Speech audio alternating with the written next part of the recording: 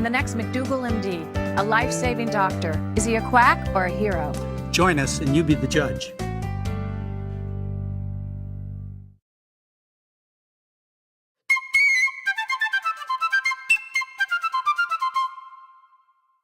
This is Hello Channel. Can you and your family be poisoned by chemicals in the environment?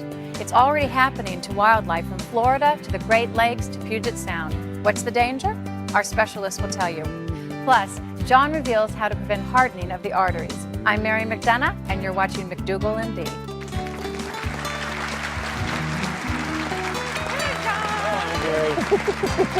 We're gonna have fun. Oh yes, we always have fun. I got some really important things to tell you about. Okay. Something that might be going on, in fact, possibly is going on in your body right now, and it's the leading cause of death and disability in all of Western society. It's a disease that damages the arteries and eventually closes them down, and it results in all kinds of conditions, and some of them that may really surprise you. We name the disease based upon the artery that gets closed down and the organ affected. Okay, so say for example we close down the arteries to the ears. Okay. We call that hearing loss. We close down the arteries to the head and we call it a stroke. You close down the arteries to the heart, have a heart attack. Close down the arteries to the kidneys, you have kidney failure. The arteries to the back, and you get back pain and you get degenerative disc disease, or in other words, ruptured disc. You know, people that rupture their disc, it's not because they pick up a piano, it's because the discs are degenerated, and that's because of low blood supply to the disc. You close the arteries to the legs, and it hurts when you walk. And eventually the arteries get so closed that the feet could die, and you get gangrene. Now I got one for you. Okay. Tell me. Close the arteries to the penis, and you become impotent. Oh, okay. It's not. That makes sense. It's not because men, as they get older, lose interest in women. It's because of bad blood supply, and that may be a stronger motivation to change diet than anything else for a lot of people. So this process that closes down the arteries, it's not a natural, normal thing. I mean, it's not part of genetics or getting older, as we've been taught. And the reason we know that is when you look around the world, what you find is there are parts of the world still today where heart disease is virtually unknown, where people have very few strokes. Yet when these people, say from Asia that I'm talking about, or from Africa, move to the United States, and they change the way they live, and you've heard of some of the things I'm talking about, like not getting enough exercise. Yes. I wasn't going to mention that first. Or cigarette smoking. And certainly when they change their diet, what happens is they start to get this disease. Now, I'm going to tell you some things about it that you may think Now, the official name of the disease is atherosclerosis. Okay, did you get that, everyone? Atherosclerosis. It's very, it's not as hard as hardening of the arteries. It's atherosclerosis. And I think it's very important and very interesting to understand how it happens. You've got arteries, which are nice, clean tubes that are that the blood is flowing through. These arteries have a very smooth lining, internal lining that we call the intima. It's not important, but internal lining is very smooth. And what happens is that internal lining, it gets injured. It gets injured by products of cigarette smoke combustion. It gets injured by antibodies, which are directed towards, say, dairy protein that attack the inside lining of the arteries. It gets injured by oxidized fat and oxidized cholesterol. So it injures the inside lining, and now that lining becomes permeable. Okay, so now cholesterol and fat get under that lining and cause festering sores. Now, we don't call them festering sores, we call them plaques. If we call them festering sores, people might get scared and do something about it. Yes, they might start eating differently, They right, might John? But you can imagine kind of like you get a sliver of wood stuck in your hand. You get swelling, redness. So it's different from clogging. Well, I'm going to tell you how the clogging process takes place. This is how it starts. Oh, this is how it starts. The sores developing, like if you had a sliver of wood stuck in there, you get swelling, redness, pus would form in there. An infection, maybe. Right. But with your hand, you've got nerves in your hand, so it tells you that something's in there, like a sliver of wood, so you pull down. Pull it out. Right. In your arteries, you get slivers of cholesterol and globs of fat stuck in this skin on the inside lining of the arteries, and you can't feel it. It's a silent disease. It's silent until the last phase, when the artery completely closes down. Now, I want to tell you how that happens, because for you to understand this mechanism, Mary, will make it possible to understand all kinds of important things about the disease. The mechanism that happens is a tiny sore. Now, I want to say that word again, tiny sore, and we'll call it plaque from now on because we don't want to upset people, but a tiny plaque, it ruptures. And the process of rupturing acts as a catalyst to cause the blood to suddenly clot. It's not that these sores grow bigger and bigger and bigger and finally close off the artery. That'd be a slow process. You'd have warning time. But what happens is suddenly one of these tiny plaques ruptures and causes the blood to clot, which closes off the blood supply. Now, the reason that's important for you to know is it explains why people who are, quote, perfectly healthy drop dead of heart disease. You know, you put your spouse to bed at night and you wake up the next morning and you shake him and he's not there. Well, he was perfectly fine when he went to bed last night. Well, he wasn't perfectly fine. He had all these little landmines, these little bombs sitting there ready to go off. Well, how do we heal all the plaques? Okay, that's the important part. Now, if you understand this mechanism, the fact that this ruptures which gets you into trouble, then you can understand how to get out of trouble almost immediately. As soon as you change your diet, what happens is you start to stabilize the plaques because you bathe them with the healthy blood and they're less likely to rupture. You also stop pushing the fat and cholesterol into the plaques, which overstuffs them to make them rupture. That's the first thing you do. Second thing you do is you remove the strongest clotting factor that human beings come in contact with, and that's animal fat. When you change your diet. Animal fat makes the platelets, which are blood clotting elements, get very sticky. They can hardly wait to stick together. And there are protein factors in the blood that we call clotting factors that want to spill over into this blood clot to close that artery down. As soon as you take the animal fat out of your diet, the blood safely and effectively thins. And then in time, you can actually measure the atherosclerosis reversing. How? Well, you do it with... How do you do that? Don't you want to know? You want to do it in a simple, safe way. You do it by doing artery dye studies. That's one way to do it. And you can actually see it reverse. But you don't have to wait for the months or years it takes to show that kind of reversal. As soon as you change your diet, you stabilize those plaques so they won't rupture, and you naturally and safely thin the blood. And therefore, you get immediate benefits. Of course, Mary, you can also get immediately back into trouble if you go back to that high-fat way food. of eating. And of course, we're talking about cheeses and meats and butters and so on, the things that are animal fat type products. So it's really the low-fat diet. It's a low-fat, high-plant food diet that people want to do to save those arteries, the same diet that cuts their food bill by 40%. Ah, there you go. When we continue, we'll meet a man who knows why the fishing is best downstream from the paper mills. Do you know that?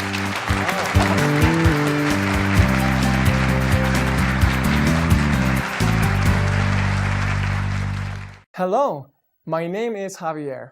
I learned English. So can you. Watch Hello Channel.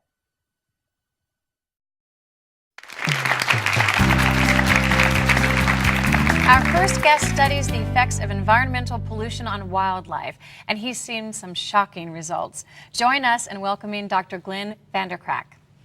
Thank you. Thank you. Dr. Vanderkraak, good to have you here. You are a zoologist? I certainly am, yes. And so is most of your interest in environmental chemicals based on what's happening to animals out there? Most of my studies have been focusing on looking at feral populations of mostly fish, wildlife, wild populations of fish, birds, turtles and the like, and trying to understand how they're responding these days to the current environmental conditions. You know, I read something in a paper just a few weeks ago about how the fish are becoming feminized. There certainly has been a number of reports of feminization of fish. And which means what? Well, what this means largely is that the fish are either displaying secondary, what we call secondary sexual characteristics. They're behaving far more like females. The males are. The males are. Becoming like females. Or they're producing female-like proteins in their blood, which is certainly a shock and a surprise to myself and many of the other scientists who have gone out and observed these. And how common is this? It's unfortunately, it's far more common than one would hope for, and it certainly is turning out to be a response that's being seen on a global scale. And what causes this? Well, that's the million-dollar question. Yeah. It's not what causes it. Unfortunately, it seems more often now that we're asking the question, what doesn't cause this? And that, but this is natural. I mean, this is a change. That's why you see it. Well, it may well be natural in the sense that it's the same scope of responses that one might normally see, but it's not frequent that you would see fish producing female fish producing female proteins. There's a number of responses in gastropods, marine snails, where rather than feminization, there's masculinization. And parts of their reproductive tract in the females have male parts in them that's rendering those unable to reproduce. This must not be good for future generations of fish and snails. Well, it certainly is not, and the difficulty or the other big question is that many of the systems that are controlling reproduction in wildlife have been conserved, and the question is, will some of those effects be manifest in you or I, or more importantly, I think, in our children? Well, before I didn't get an adequate enough answer as to what caused it. You must have some thought on what causes it. We certainly do. I mean, there's got to be some change out there. There's a number of chemicals in the environment that are causing these kinds of responses, and many of them are the bad actors that we've recognized for many, many years. Familiar names?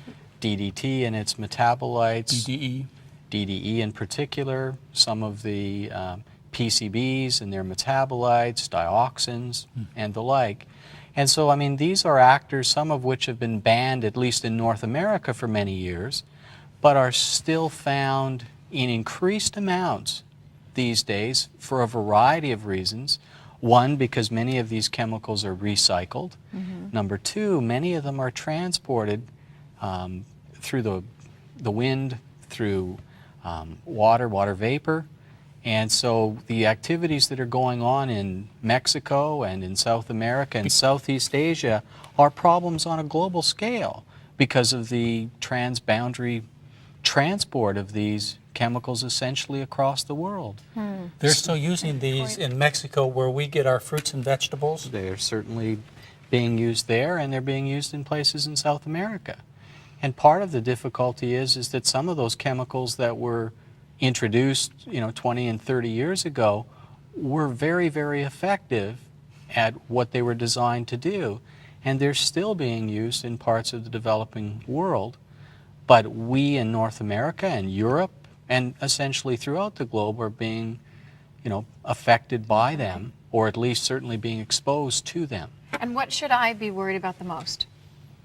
What should as far as you- the chemical poisoning and what I think what you should be worried about the most is, in fact, what we are exposed every day in our diet to a variety of chemicals, some of which could function to alter the functioning of the endocrine system, which controls growth, reproduction, development.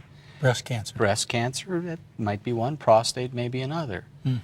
The issue is we may be being exposed to chemicals that we're unaware of that have that potential to cause those types of responses.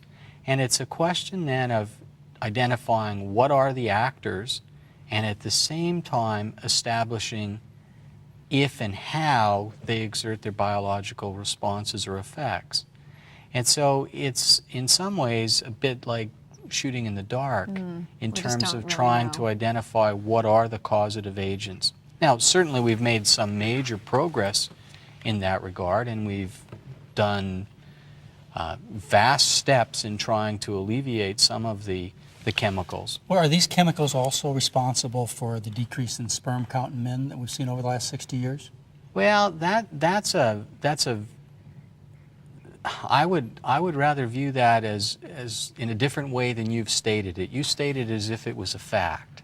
Well, there may not be a decrease in research. sperm count, but there have been a lot of studies that have reported it. There certainly have been a number of studies that have reported decreases in sperm counts, but there are equal numbers that have shown patterns of response that vary across the country, for which we really don't have a great explanation. And male abnormalities of the genital tract? There certainly are a number of They seem to be increasing. They certainly are increasing in places like Europe, incidences of non-descended testes in young boys and the like. The issue there becomes one of, from my opinion, of saying, well, what was the cause of that response? Well, let's declare those chemicals guilty until proven innocent. Oh, that's what be John. And we'll be right back in a minute. And when McDougall and McD continues, we'll meet a scientist who looks at the environmental problems from the human side. So please stay with us. I still didn't get an answer to that.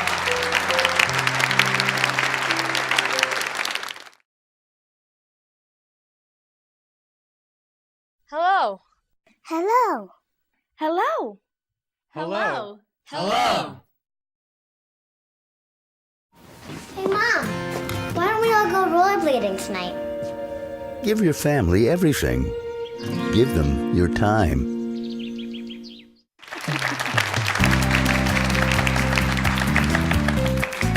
Joining us now is a man with the answers to some troubling questions. Dr. Warren Foster, welcome to McDougall, MD. Thank you. It's a pleasure to be here. Thank you. Now, but first I have to ask you about this fishing downstream. Why is it better from a paper mill? The reason why it's better simply is the fact that in the process of making paper and solubilizing trees, you create a whole new pool of nutrients that you release into the water, and that feeds the entire ecosystem So downstream. Bigger and better. Yeah, but they have more dioxin in them, don't they? They do, but it's you can move that. That's how you get 'em. You can move that. It's sort of like smoking, in the sense that the fish are attracted to living there, Yes. and they simply didn't know that the chemicals there could be having effects on their reproductive But, development. you know, I've heard warnings that eat a certain number of fish out of Lake Erie, or Oh, used yes. to be, that your risk of cancer is increased so many percentage points. I mean, is this true? There's no question about that.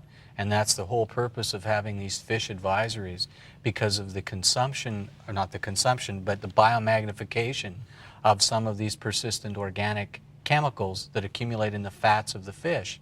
So that's part of the dilemma. As the fish grow older, they accumulate these in the fat, and when we consume them, we take those in from what they have eaten. And so that can be a real significant problem. How does your interest differ from Dr. Van der Krank's interest in this whole subject of chemical pollutions? Unlike Glenn, my interest is focusing on what impact environmental chemicals may have on human health. You say that What like a is politician that? when you say may. Come on now, don't you believe they do? Well, what are they? What are what? What do I ask Which you the ones same do you question? What do I need believe to be are worried true? I about? want to know that. Well, first off, let's make some distinctions. We know that in certain wildlife populations there are effects, and that's a concern to us. We know that in manufacturing processes where people work in chemical manufacturing, they're being exposed to high concentrations, and we've seen effects there. But are the effects that we see there what we would expect to see in the general human population, in which levels of exposure are extremely low? Wouldn't you? We don't see it. There is no evidence that I have been able to find in reading the medical literature from the world that shows me that in the general human population there are effects. Well, how about There the are- cancer Over we a just period talked of about? time. There are effects that are seen in people with high level exposure, such as the Inuit, Eskimos that live in the north, where they have high exposure because of the diet. Their subsistence diet is feeding on seal and whale blubber. Well, how about the Michigan children who had a decrease in IQ because of the PCBs? Yet They if were you fed to their mothers. So, I mean, isn't that and yet if you aren't go to North convinced? Carolina with a similar type of exposure, and it's totally contradictory, and when you go and do a complete meta-analysis where you take all the studies that have been Right. published on the structure, on this subject, and you put it together, you find that you have an odds ratio of around 1. So that means that if you had high exposure, your probability of having lowered IQ is the same as if you didn't have Well, that let me ask you. It sounds to me So- like you're saying the jury's out. I don't want to be Exactly. a human guinea pig to find out whether this really is poisonous or not. Wouldn't I be prudent to take every step possible to avoid these chemicals? I mean, how could you argue with that? I would not argue with that. What steps can I take? And what chemicals would be the best to avoid? Okay, 2 questions. Yeah. I'll field yours first. The bad actors, the PCBs, the dioxins, the DDE, DDTs, those are the things that we do know that are a problem. They've been banned in North America. They've not been produced here for the past 25 years at the very So least. where would I find them the most? Where would you find them the most? Yeah. They would, because of atmospheric transport coming in from, Okay. from all over So the there's globe. nothing I can do. They're going to be in the No. fat. They're going to be in the fat. They're fat-loving compounds, so they go into the fat. I love a steak. I'm not going to give up my steak, but I'm going to eat well, so I cut the fat off my steak. But there's fat and marbled in the meat. I minimize my exposure. No, to I'm minimize still- your exposure, you trade it for a potato. John, That's you trade it minimizing for your a exposure. potato. But there are other chemicals present in a potato. Rice. I Corn. can eat rice. We're cutting No, John's isn't it true? diet right I here. really want. I do want to address this. Isn't it true that the lower you eat on the food chain, the safer you're going to be as far as chemicals? True. So people should eat as low as possible on the food chain, don't you think? Should they eat organic? I don't know that you're going to have any improvement. If I thought that there was an improvement in doing that, But wouldn't I it be would agree safe with to you. err on the side of... No one could Agreed. say eating chemicals is good I for you. agree. Okay, so what else? If you would like to do that, if you feel there's a concern, John, Yeah. eat low on the food chain. Well, I do. Okay, now we're Just getting a what little I off wanna purpose know, here, I don't want we? some practical information on how else we can lower our exposures, because nobody can say it's good to eat chemicals. No, it's not. The problem is how do you avoid it? That's what I want to know. We've got two of them out. Low on the food chain, buy organic. Is there anything Cut else? off the fat. Cut out the fat. If Well, you eat a What still- else? low-fat diet, even avocados and things like that, low-fat diet, I would, Low-fat diet. strongly suggest. Because they're sucked up and it's concentrating those chemicals. If you're going to cook, cook in Corningware. Don't cook in plastic. How many Oh, people really? microwave in say, Everyone. a margarine container? See, that's You have practical. no idea Oh, that's- of what is going has into been in it. that thing and is coming out when you microwave So it. It wasn't in- designed for that purpose, so don't use it for Or that in purpose. glass. Use Oh, glass. that's great. These are the We're kind of gonna practical things that we This wanna is get what, to. yeah, when we'll be back with more of these practical tips. Don't go anywhere.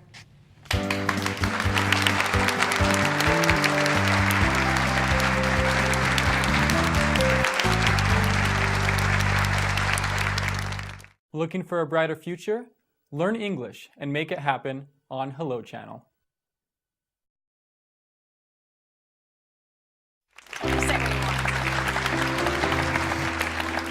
And welcome back. We have Dr. Foster, Dr. Vander Krank, and the subject is environmental chemicals. Just a few weeks ago, they had an article about Michael J. Fox and him suffering from Parkinson's disease. And about the same time, they had an article in The Lancet that said there was an association between pesticides and Parkinson's. Do you folks have any comment on that possibility? I think it's a reasonable hypothesis, and the evidence there is weak at this point in time, but it's a hypothesis that needs to be tested. And until it is tested, we really can't say one way or the other. But it does need more but it research. does need to be looks- done. So we have a lot of different problems. We have hormone-related problems, we have cancer problems, we have Parkinson's, other damages to the nervous system. I mean, how high does the level of evidence have to get before stronger stands are taken on pesticides? I think part of the answer to that is trying to make the association. The difficulty is that there's so many different kinds of factors that can affect all of those basic biochemical processes. And we could spend a great amount of time and effort and money in going after pesticides, for example. But the issue is, if we're wrong in making those associations, we may have spent our money Well, not I know I'm going to wisely. spend my time avoiding it. Well, thank you very much for being here. Join us next show. Thank you very much. It was Good to have you very on the show. informative. There's so much information. you know? Good to have you on the show. Yeah.